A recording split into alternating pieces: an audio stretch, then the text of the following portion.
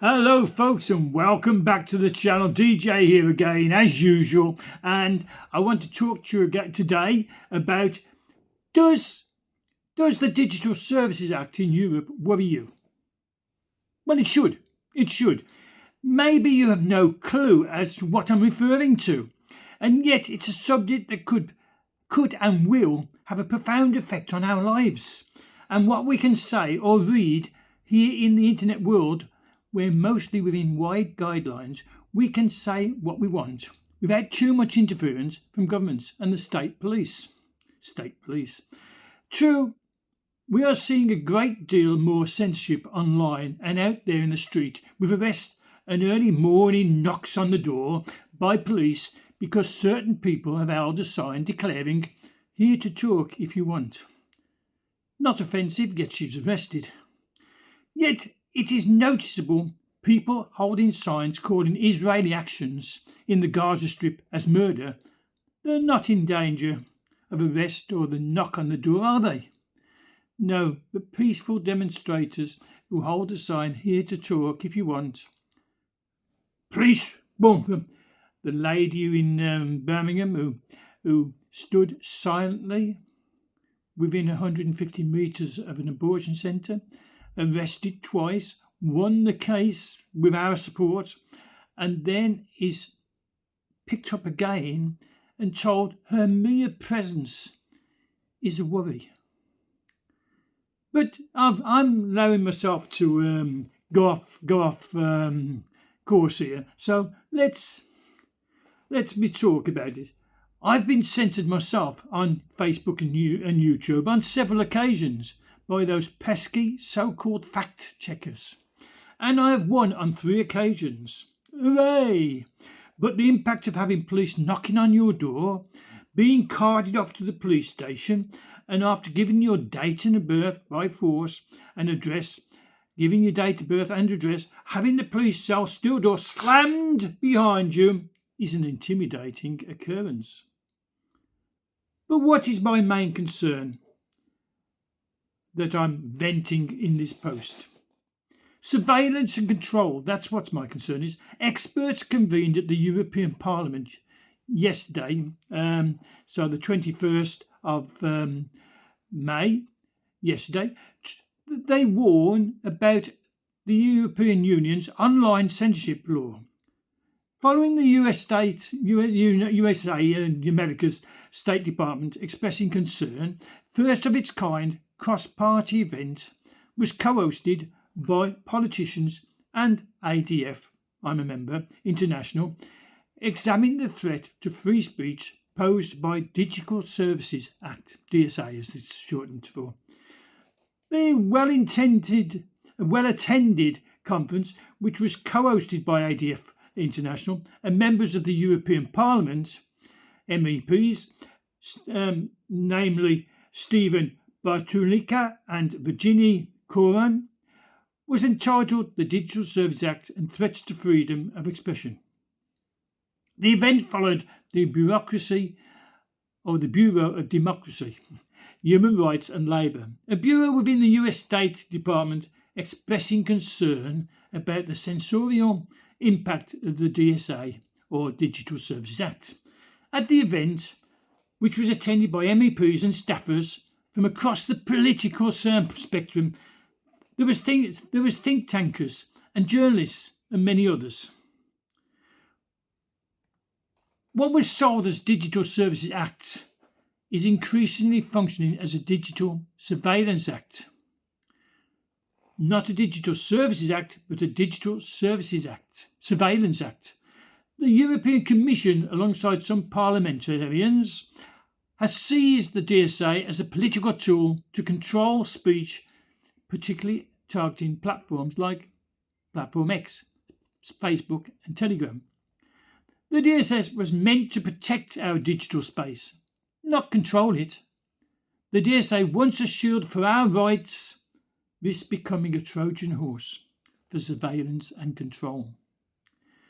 Mr. Coleman is the international human rights lawyer specialising in free speech, and he's also the executive director of ADF International, We are a Christian legal organisation that defends freedom of expression, told the conference free speech is again under threat on this continent, European continent, in a way it hasn't been since the nightmare of Europe's authoritarian regimes a few decades ago, Nazi Germany. The internet is the front line of this assault on free speech in Europe, particularly through the Digital Services Act. He added that serious questions can and should be raised about whether the DSA, Digital Services Act, is compatible with binding obligations to protect the freedom of expression. He commented from his position as legal expertise that it was his strong view that it wasn't compatible. In his speech, Mr. Batulika, the MEP, warned that hate speech, which politicians see the use of DSA to address, is impossible to define as a legal concept. He quoted Christian scripture could even be considered hate speech by those in power. Mr. Coleman mentioned the case of Finnish parliamentarian Päivi Räsänen. She's the lady who was arrested, tried, won the trial, arrested again on the same court, different court, won the trial, and is now up to the being set and put in before the Supreme Court. I think it's in this November, and we're supporting her. The ADF is supporting her, and he said this is Mr. Batulika. In his speech, he said it's an harrowing example of what censorship under the DSA could look like in practice. He said 6 years ago, Päivi posted a picture of a Bible verse and expressed her Christian views on sexuality on Platform X. She was criminally prosecuted for alleged hate speech and has been unanimously acquitted in 2 trials. But the state prosecutor has appealed the case again, and shockingly her case, in which she faces trial for posting online, is now pending before the Finland's Supreme Court. Now, under the DSA, the Digital Services Act, deeply problematic national laws restricting speech like the hate speech legislation used to prosecute Päivi could broadly be applied across Europe by this simple principle: if it is considered in one country, it's considered illegal in every country. Mr. Batulika also said that the EU, we have regulated or controlled speech and not freed speech. He added, we don't have to reinvent the wheel. We've seen where mass censorship leads under communism and other totalitarian regimes. It's not a pretty picture he painted. There's a totalitarian impulse in many of these people in Brussels who are just waiting to censor speech they don't like. Speaking at this event, only held yesterday, American journalist and bestseller author Rod Dreher. Mr. Dreher observed that elites would prefer to suppress discussion of discontent and its sources, smearing just such discussions as hate speech rather than acknowledge the serious problems plaguing their societies. Drawing on the wisdom of Soviet dissidents, he recommended that in the face of soft totalitarianism in the West today, the people refuse to participate in any event where one cannot speak the truth. They prefer to suffer for the truth. In his speech, Mr. Coleman, the ADF president, also gave concrete ways in which the DSA can be opposed. He said it is thankfully the case that freedom of expression is guaranteed under Article 11 of the EU Charter, Article 10 of the European Convention on Human Rights, and Article 19 of the International Covenant on Civil and Political Rights. We can object under those court laws which are being ignored at the moment. According to these and jurisprudence of the ECHR, any limitations to free speech must be proportionate and necessary in a democratic society. I apologise when I get my words mixed up. I had a large brain bleed, a stroke, and it has affected some of my ability to speak. Please bear with me. And so serious questions can and should be raised about whether the Digital Services Act is compatible with the binding obligations to protect the freedom of expression. He went on, it is my strong view, as you may have guessed from this speech, that it's not compatible. So what can be done about this? The same question of considering whether the DSA is compatible with binding obligations to protect free speech is the key for the coming DSA review, which the Commission must evaluate the Act in view of other legal comments.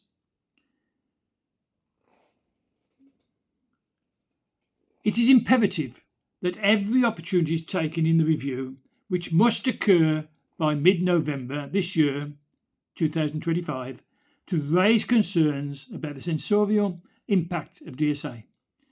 This could be accomplished through written and oral questions to the European Commission and even by inviting Commissioner Henna Virkkunen to discuss the legislation in the European Parliament. After all, if the Commissioner is in favour of freedom of expression, as she claims to be, why would she refuse? It's vital to include representatives of the civil society, technical companies and tech companies and digital rights groups in such conversations, as they can share their invaluable experience and expertise on this important issue.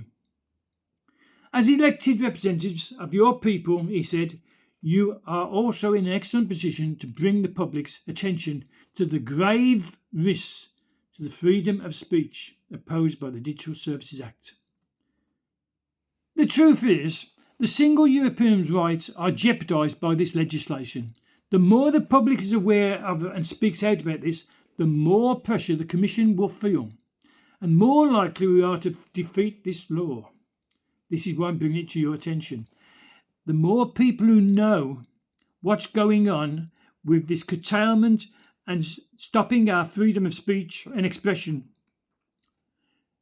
to stop us sliding into George Orwell's 1984, and we are sliding. We're on a slippery slope, I tell you, and we're slipping already. The conference yesterday was the first of its kind in the European Parliament to discuss the threats to freedom of speech proposed by the Digital Services Act, and it tried to offer concrete answers on how we can oppose them and to discuss the fundamental importance of freedom of expression for societal flourishing in that context. The gathering of free speech experts adds to steadily building pressure on the DSA, following a letter reportedly sent to the Euro Commission last week by the United States House Judiciary Committee expressing concern over the legislation. And it was J.D. Vance, the Vice President, Deputy President under Trump. He was in Munich a few weeks ago, as you may remember, and he said that Europe and Britain were now freedom of speech lacking, that we are in danger of losing our right to freedom of speech and freedom in this country and in Europe. This DSA and Digital Services Authority will curtail Facebook, Meta, YouTube, Twitter, now known as X, and all the other groups. They will shut them down and fine them big fines, millions of dollars, if this act goes through and they allow us to speak freely on these international platforms. We should be worried. If you haven't read George Orwell's 1984, I recommend it deeply. You see where we're heading. Without the freedom to speak, we find ourselves quietened down, shut out of all communication. The Labour Party in Britain's act they're trying to bring in, which will fine employers if employees hear someone say something that upsets them, hurty words. That is another nail in the coffin of freedom of speech, freedom of expression. We're seeing it in the streets with people being arrested for standing quietly or have that sign I mentioned earlier, available to speak if you want.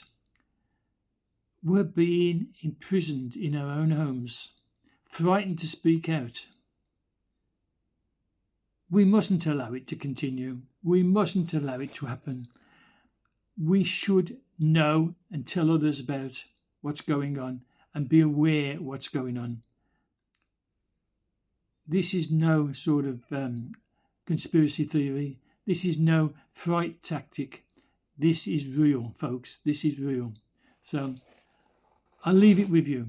Comments, please. I love you to read your comments. Don't forget to subscribe if you haven't already subscribed. Like this post if you do like it. And I'm going to wish you a good day, good health, a safe day, and hopefully you'll come back again. So until the next one, this is DJ signing out. Bye for now. Bye.